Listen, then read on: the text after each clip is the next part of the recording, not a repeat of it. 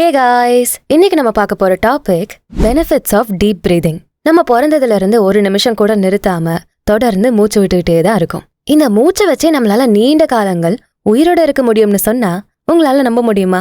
ஒரு நிமிஷத்துக்கு 14ல இருந்து 16 முறை வரைக்கும் மூச்சு விடக்கூடிய மனிதன் 80ல இருந்து 100 வயது வரைக்கும் உயிர் வாழறான். ஆனா அதுவே ஒரு நிமிஷத்துக்கு 5 முறை மட்டுமே மூச்சு விடக்கூடிய ஆமை 200 வருடங்களுக்கு மேல உயிர் வாழுது. சோ மூச்சோட அளவை கட்டுப்படுத்துறதுனால உயிரினங்களோட ஆயுட்காலம் அதிகமாகும்னு இது மூலமா நமக்கு நல்லாவே புரிஞ்சுக்க முடியும். சோ நம்ம மூச்சோட அளவை கட்டுப்படுத்திட்டாலே நீண்ட ஆயுளோட நம்மளால வாழ முடியும். அதுக்கு நமக்கு உதவக்கூடியதுதான் இந்த டீப் பிரீதிங், ஆழமா மூச்சு விடுறது. நம்மள நிறைய பேரு மூச்சை கூட அவசரமா தான் விட்டுக்கிட்டு இருக்கோம். ஆனா ஆழமா நம்ம மூச்சு விடும்போது அதுல நிறைய பெனிஃபிட்ஸ் இருக்கு. எல்லாத்தையும் தெரிஞ்சுக்க இந்த பதிவை முழுமையா பாருங்க. வீடியோக்குள்ள போறதுக்கு முன்னாடி நம்ம சேனல் ஆடியன்ஸ்க்கு யூஸ்ஃபுல்லா இருக்கக்கூடிய ப்ரமோஷன்ஸ் பண்ணணும்னா டிஸ்கிரிப்ஷன்ல இருக்க இன்ஸ்டாகிராம் லிங்க் இல்ல இமெயில் ஐடி கிளிக் பண்ணி எங்களை காண்டாக்ட் பண்ணலாம். மூச்சு விடுறது இது நம்ம நினைக்கிற மாதிரி ஈஸியான ப்ராசஸ் இல்ல. நம்ம விடுற மூச்சு காத்து தான் இன்னைக்கு வரைக்கும் நம்மள உயிரோட வச்சுக்கிட்டு இருக்கு. வெறும் காத்த உள்ள இழுத்து வெளியே விடுறது தான் பிரீதிங்னு நம்ம நினைச்சுக்கிட்டு இருக்கோம். ஆனா அது அப்படி கிடையாது. நம்ம ஒவ்வொரு முறை மூச்சு விடும் போதும் நம்ம உடல்ல கோடிக்கணக்கான செல்ஸ் ஒன்னா சேர்ந்து வேலை பார்க்கும். அப்படி நம்ம விடுற மூச்சை நம்ம சரியா தான் விடுறோமான்னு கேட்டா அது கேள்விக்குறிதான்.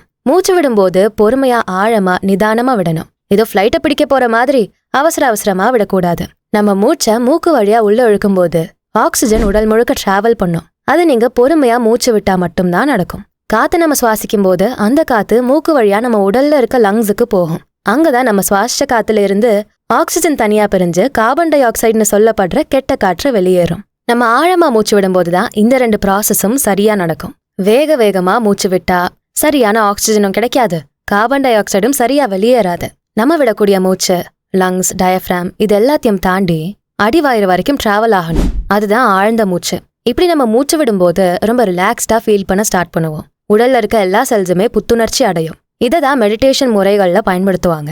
இந்த மாதிரி ஆழமா நம்ம மூச்சு விடுறதுனால கிடைக்கக்கூடிய ஒரு சில நன்மைகளை 1 by 1 நம்ம பார்க்கலாம். Number 1, decreases stress and increases com. நம்ம எப்பயாவது பயமாவோ பதட்டமாவோ இல்ல கோவமாவோ இருக்கும்போது நீங்க கவனிச்சு பார்த்தா தெரியும், நம்ம மூச்சு அந்த நேரத்துல ரொம்ப ஃபாஸ்டா இருக்கும்.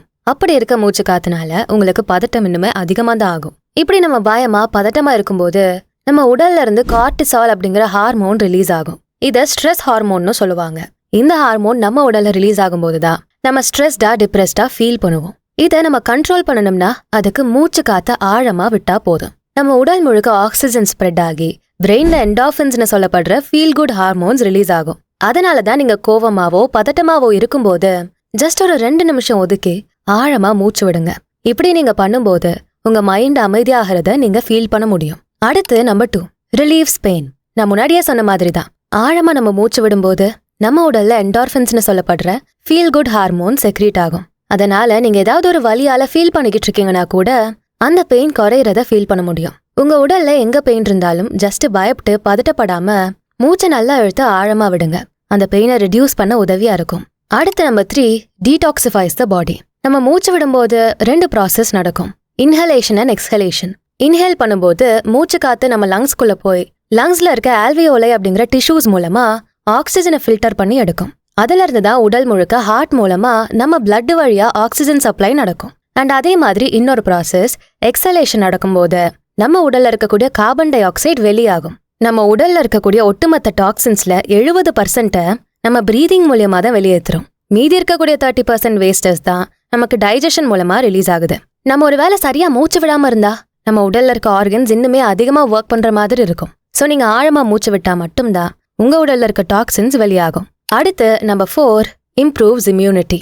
ஆழமா மூச்சு விடுறதுனால உடலோட நோய் எதிர்ப்பு சக்தி அதிகமாகும். நம்ம பிளட்ல அதிகமா ஆக்சிஜன் இருக்கும்போது நம்ம சாப்பிடக்கூடிய உணவுகள்ல இருந்து கிடைக்கக்கூடிய வைட்டமின்ஸ், மினரல்ஸ், நியூட்ரியன்ஸ் இது இன்னும் அதிகமா எடுத்துக்க முடியும். நம்ம பிளட் கிளீனா இருந்தாலே சிக் ஆகிறதுக்கான சான்சஸ் கம்மி தான். நம்ம பிளட்டை கிளீனா வச்சுக்கணும்னா அதுக்கு ஆழமா மூச்சு விடுறது ரொம்ப முக்கியம். அடுத்து நம்பர் 5, இன்க்ரீசஸ் எனர்ஜி.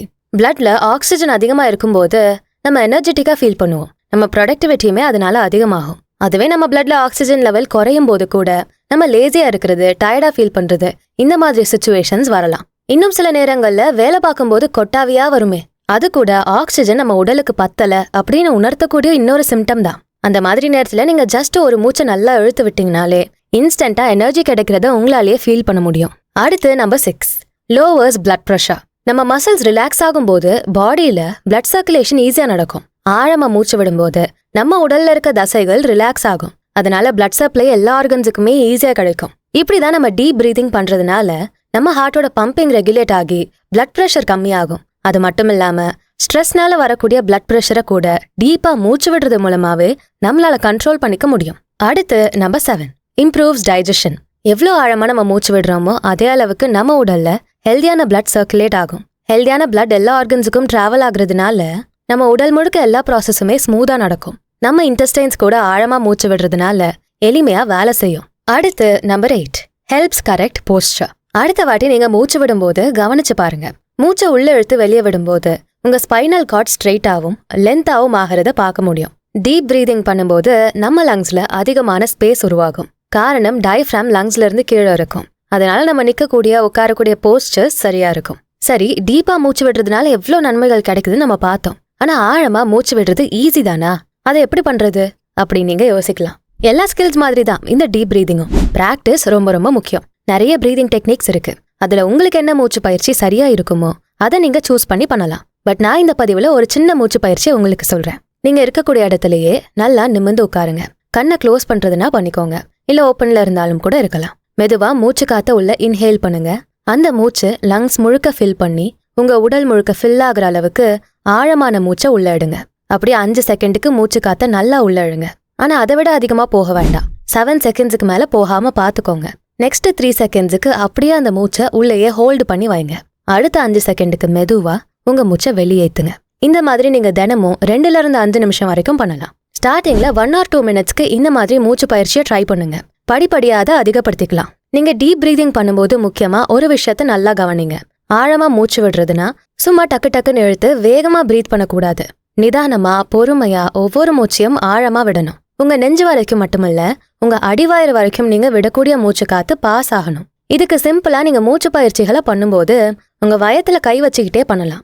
ஒரு கைய வயத்திலையும் இன்னொரு கைய உங்க நெஞ்சு மேலேயும் வச்சுக்கிட்டு கூட மூச்சு விடும்போது நீங்க விடுற மூச்சு காத்து எங்க டிராவல் ஆகுது அப்படிங்கறத நீங்க கவனிக்க முடியும். மூச்சு விடும்போது நம்ம ஹார்ட் பீட்டை கவனிக்கிறது ரொம்ப முக்கியம். அப்ப நம்ம உடல்ல இருக்கக்கூடிய ஸ்ட்ரெஸ் முழுக்க காணாம போறதை நீங்க ஃபீல் பண்ண முடியும். நீங்க மூச்சு பயிற்சிகளை பண்ண போறீங்கன்னா ஜஸ்ட் ஒரு அமைதியான இடத்துல உட்காந்து மெதுவா மூச்சு விட தொடங்கலாம். இல்ல யோகா மெடிடேஷன் பண்ணக்கூடிய ஹேபிட்ஸ் உங்களுக்கு இருந்தா கூட இந்த மூச்சு பயிற்சியும் சேர்த்து நீங்க பண்ணலாம். சரி, இந்த மூச்சு பயிற்சிகளை எந்த நேரத்துல பண்றது? என்னோட பிஸி ஸ்கெடியூல்ல அதுக்கெல்லாம் நேரமே இல்லையே, என்ன பண்றது அப்படின்னு கேட்டீங்கன்னா, ஜஸ்ட் நீங்க தூங்கி எழுந்திருக்கும் போது 2 நிமிஷம் ஆழமா மூச்சு விடணும். காலையில நம்ம எழுந்ததுமே இந்த மாதிரி ஆழமா மூச்சு விடுறதுனால அந்த நாள் முழுக்க நீங்க எனர்ஜெட்டிக்கா ஃபீல் பண்ணுவீங்க. அந்த டே ஃபுல்லாவே பாசிட்டிவான வைப்ஸோடே இருப்போம். காலையில எழுந்ததும் பண்ண முடியலனா வீட்ல இருந்து ஆஃபீஸ் போறப்ப பண்ணலாம், இல்ல சாப்பிடும்போது கூட பண்ணலாம், இல்ல நைட்டு தூங்குறப்ப கூட இந்த டீப் பிரீதிங்க பண்ணிட்டு தூங்கலாம். இந்த மாதிரி டீப் பிரீத் பண்ணிட்டு நம்ம தூங்கும்போது நல்லா தூக்கம் வரும். இடையில புரண்டு படுக்கிறது, தூக்கம் வராம நடுராத்திரியில முழிக்கிறது இதெல்லாம் இருக்கவே இருக்காது. உங்க ஸ்லீப் குவாலிட்டி கூட நீங்க ஆழமா மூச்சு விடுறதுனால அதிகமாகும். அது மட்டும் இல்லாம நீங்க டெய்லி இந்த மாதிரி பிரீதிங் பண்றதுனால மூளையோட செயல்திறன் அதிகமாகும். எல்லாத்தையும் உங்களால நல்லா லேர்ன் பண்ணி ஞாபகமும் வச்சுக்க முடியும். நீங்க ஸ்டூடெண்டா இருக்கீங்கன்னா இந்த டீப் பிரீதிங் உங்க ஞாபக சக்தியை அதிகப்படுத்தி உங்களை எக்ஸாம்ஸ்ல நல்லா ஸ்கோர் பண்ண வைக்க உதவி பண்ணும். அதுவே வேலைக்கு போறவங்களா இருந்தீங்கன்னா உங்க ஒர்க்கை நீங்க ஃபோக்கஸோட பண்ண உதவியா இருக்கும். நம்ம டீப்பா மூச்சு விடும்போது கான்சென்ட்ரேஷன் கூட அதிகமாகும். கான்சென்ட்ரேஷன் அதிகமானாலே நம்ம பண்ணக்கூடிய வேலைகள்ல மிஸ்டேக்ஸ் வராது. இன்னும் இந்த ஆழ்ந்த மூச்சு பயிற்சி நம்ம பண்ணும்போது ஏஜானா வரக்கூடிய டெமென்ஷியா, அல்சைமர்ஸ் இந்த மாதிரி ஞாபக மறதி சார்ந்த பிரச்சனைகளே வராது. அதுல இருந்து நம்ம தப்பிச்சுக்க இந்த டீப் பிரீதிங் உதவி பண்ணும்.